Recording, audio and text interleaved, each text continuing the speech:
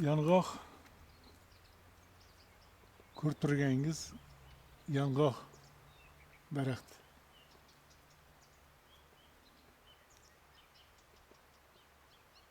Savlat to'kib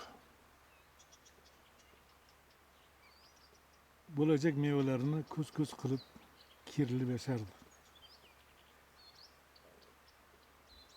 Uning eng yaxshi ko'rgan yumushi ulug'vorligini ko'z-ko'z qilish edi. Yong'oq daraxti bir kuni qarasaki, yonida qayrag'och niholi paydo bo'lib, asta-asta o'sib kelayotganmish. Mening yonimda ildiz otishga, menga xalal berishga, mevalarimning yetilishiga xalaqit qilishga senga kim huquq berdi? deb o'shqiribdi. Yong'oq daraxti. Javob ber. Sen kimsan o'zing? Men qayrag'ochman, debdi nihol, biroz dovdiragan holda. Ha, qayrag'och, kunu tun qorni och deb masxara qilibdi. Yong'oq daraxti. Sen qanaqasan o'zing? Mevalaring qani? Mevasiz yashashga uyalmaysanmi? Biror nafing bo'lmagan holda boshqalarga halal berib o'sishingni qara-ya. Bilib qo'y. Yaqinda mening mevalarim pishib yetiladilar. Yerga to'kilib, nam tuproqda o'sib chiqadilar-da, seni o'rab olib, yo'q qilib tashlaydilar. Shunda bu atroflarda faqat mening zurriyotim yashaydi. Men bu yerdan o'z xohishim bilan o'sib chiqmadim. Taqdir ekan, nima qilay? Hech foydasi yo'q deb kamsitmang. Kimlargadir mening ham foydam tegadi. Foydam bo'lmasa, bu dunyoga kelmas edim.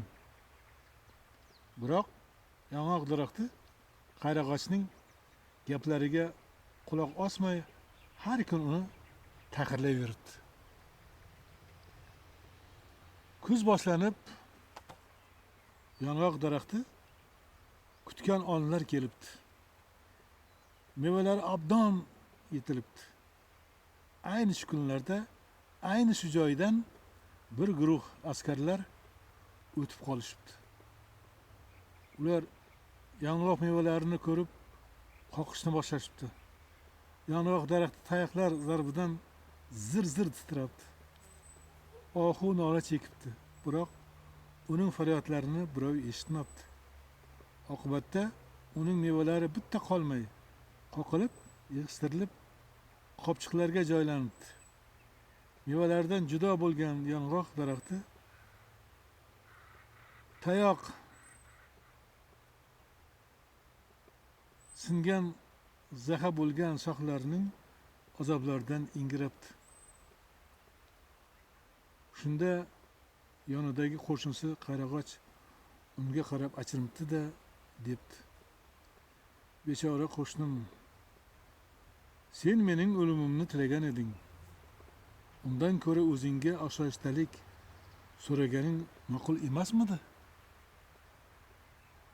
O'zingning boshingga tushajak ofatdan bexabar ekansan-da. Senga ikki tomonlama achinayapman.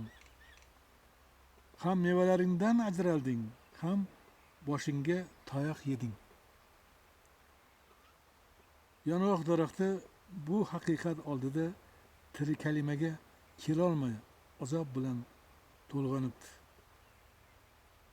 Zaharlangan shoxlarini davolaguncha ancha fursat o'tibdi. Birovga yomonlik tilamang, birovga hasad qilmang. Qayrag'och esa tomir otib, barg yoyib, erkin ravishda o'saveribdi. Aziz tinglovchim, Shamollarda qolgan hislarim kanali sizlar uchun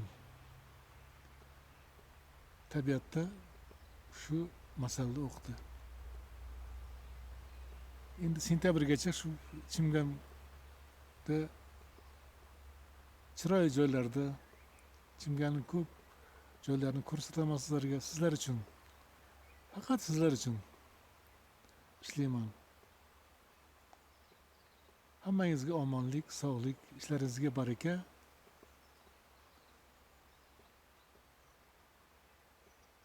Yo'lingiz ravon bo'lsin. Hamisha baxt sizni quvlab yursin. Salomat bo'linglar.